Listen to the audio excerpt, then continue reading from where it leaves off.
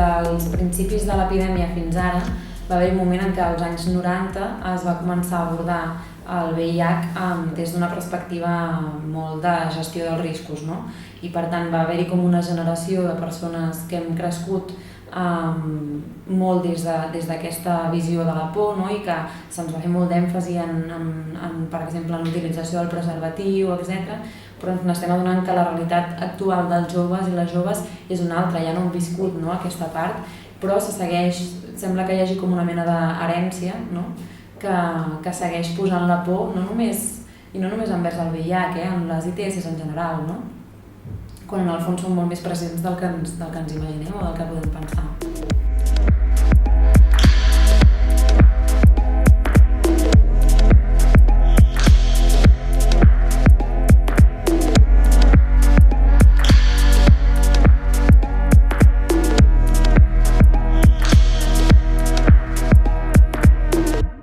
Per tant, ja des de fa uns anys les entitats del comitè entenen que la problemàtica del VIH està encarada dins d'un àmbit que és la salut sexual i que és molt més ampli, no? I no podem abordar les ITS i el VIH si no abordem la salut sexual des d'una perspectiva més general.